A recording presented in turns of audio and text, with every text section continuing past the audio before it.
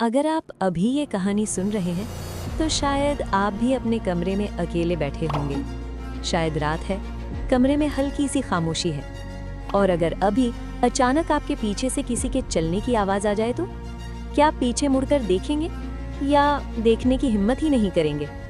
क्योंकि आज जो कहानी मैं आपको सुनाने जा रहा हूँ वो एक ऐसे कमरे की कहानी है जहाँ कोई भी कभी अकेला नहीं रहा, क्योंकि उस कमरे में कोई और भी रहता है।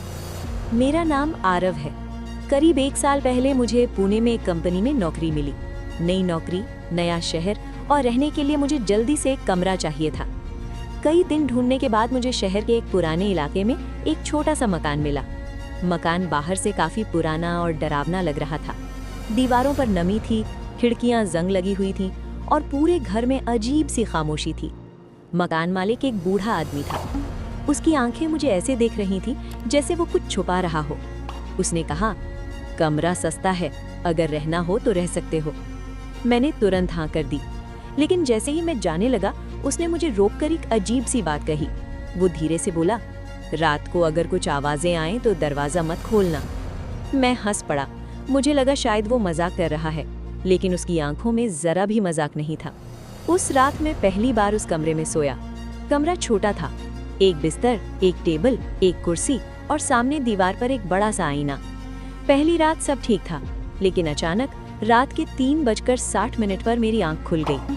मुझे नहीं पता क्यों, लेकिन जैसे ही मेरी आंख खुली मुझे लगा कमरे में कोई चल रहा है, धीरे धीरे, टक टक टक, जैसे कोई नंगे पैर फर्श पर चल रहा हो। मैंने सोचा शायद ऊपर वाले कमरे से आवाज होगी, लेकिन तभी मेरी कुर्सी अपने आप थोड़ी सी खिसक गई। मेरी सांस अटक गई। मैं बिस्तर पर सीधा बैठ गया। कमरे में मैं अकेला था। फिर मैंने हिम्मत करके लाइट जलाई। कमरे में सब सामान्य था, लेकिन तभी मेरी नजर आईने पर गई, और जो मैंने देखा उससे मेरी रीढ़ की हड्डी तक ठंडी हो गई। आईने में मेरे पीछे कोई खड़ा था।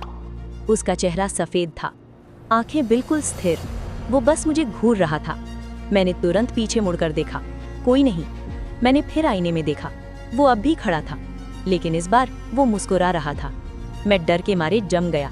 फिर अचानक लाइट बंद हो गई। कमरा पूरी तरह अंधेरे में डूब गया, और अंधेरे में मुझे साफ सुनाई दिया मेरे ठीक पीछे किसी की सांस। अगले दिन मैं पूरी तरह डरा हुआ था।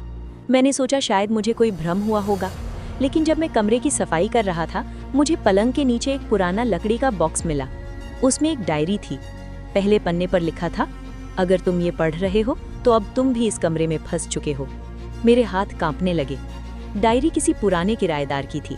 उसमें लिखा था, इस कमरे में रहने वाला हर इंसान रात को 3:07 पर जाग जाता है, और फिर उसे महसूस होता है कि वो अकेला नहीं है। डायरी के आखिरी पन्ने पर लिखा था, वो आईने में दिखाई देता है, लेकिन जब पीछे मुड़ो तो वो गायब हो जाता है, क्योंकि वो हमेशा तुम्हारे पीछे खड़ा रहता है। उस दिन के बाद हर रात ठीक 3:07 पर मेरी नींद खुल जाती। कभी कदमों की आवाज, कभी कुर्सी हिलना, कभी दरवाजा अपने आप खुलना, और हर बार आईने में वही आदमी दिखाई देता। लेकिन एक रात कुछ ऐसा हुआ जिसने मेरी जिंदगी बदल दी। उस रात मैं जाग रहा था। मैं जानना चाहता था कि सच क्या है। घड़ी ने 3:07 बजाए। कमरे का तापमान अचानक ठंडा हो गया, और फिर आईने में वो आदमी दिखाई दिया। लेकिन इस बार वो मेरे पीछे नहीं था, वो मेरे बिस्तर पर बैठा था, और धीरे धीरे मेरी तरफ मुड़ रहा था। मेरे शरीर का एक भी हिस्सा हिल नहीं पा रहा था। फिर उसने धीरे से कहा, तुम्हें पता है इस कमरे में कितने लोग रहे हैं? मैं कुछ बोल नहीं पाया। वो हंसने लगा और बोला, अब तुम भी उनमें से एक बनने वाले हो। डायरी का आखिरी छुपा हुआ पन्ना मुझे बाद में मिला। उसमें लिखा था, कई साल पहले इस कमरे में एक आदमी रहता था। वो पागल हो गया था। उसे हमेशा लगता था कि उसके कमरे में कोई और है। एक रात उसने आईने के सामने खड़े होकर खुद को मार दिया, और उसी दिन से उसकी परछाई इस कमरे में फंस गई। लेकिन वो अकेला नहीं रहना चाहती, इसलिए वो हर नए किराएदार का इंतजार करती है। उस रात के बाद मुझे कुछ याद नहीं। जब मेरी आंख खुली मैं आईने के अंदर खड़ा था, और कमरे में एक नया लड़का सामान रख रहा था। मैं उसे चिल्लाकर कहना चाहता था कि भाग जाओ, लेकिन मेरी आवाज नहीं निकली, क्योंकि अब मैं भी सिर्फ आईने की एक परछाई बन चुका था। और तब मुझे समझ आया, उस रात जो आईने में दिखाई देता था वो कोई और नहीं, मैं ही था। और अब इस कमरे में हम 2 नहीं 3 लोग रहते हैं।